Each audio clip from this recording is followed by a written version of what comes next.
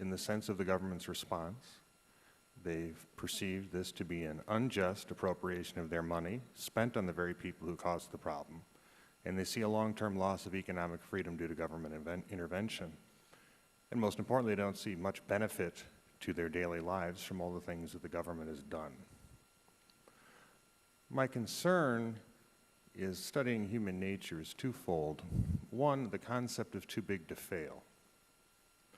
When you tell people they are too big to fail, they will, because they know there is no responsibility to be incurred, no accountability if they do.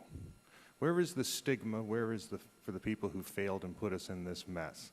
Where are the measures taken to ensure that they pay a price for their problems that they've put onto us? I don't see any. I don't see any at this point. My second part of the question is tied to that. These people thought that they could go on forever doing what they were doing, that it would just keep going, that the dot-com bubble was replaced by a housing bubble that would never end. Now we're talking about creating a government bubble to fix the housing bubble. But they never thought they were wrong. I asked you and Mr. Paulson once what happened. The answer was mistakes were made. Well, I understand human beings are fallible.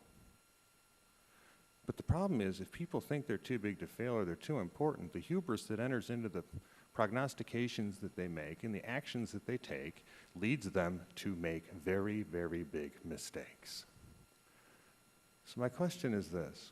If these people were wrong and we are suffering the consequences of their bad decisions, if people like Mr. Greenspan, who has admitted he was wrong, have caused us to suffer the consequences of his bad decision, if, as you've written a book about the Great Depression, the people at the Federal Reserve were wrong and the people at the time had to live with their bad decisions, what in the odd chance happens if you are wrong? What is your worst-case scenario for the decisions and the actions that you've made and taken being incorrect? How will that affect the people who sent me here to work for them?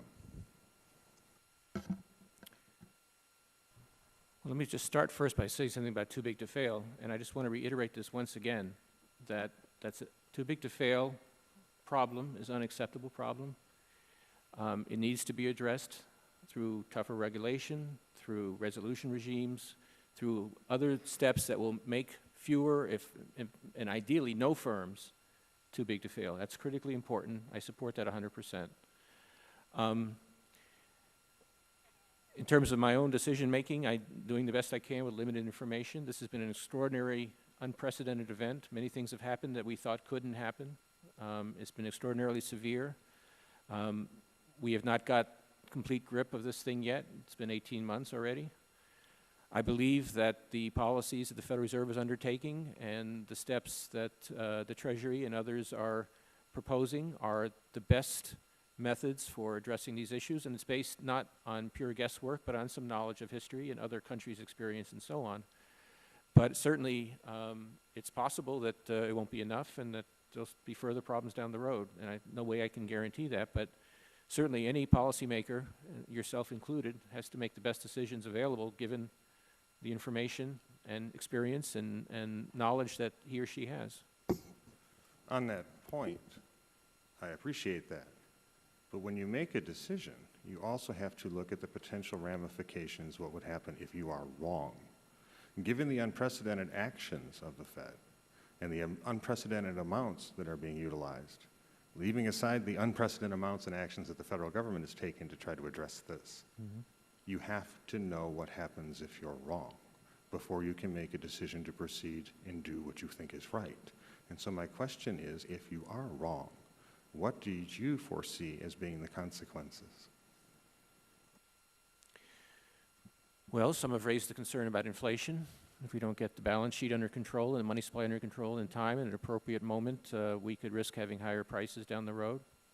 It's certainly a possibility. It's one we're very aware of and doing our best to manage.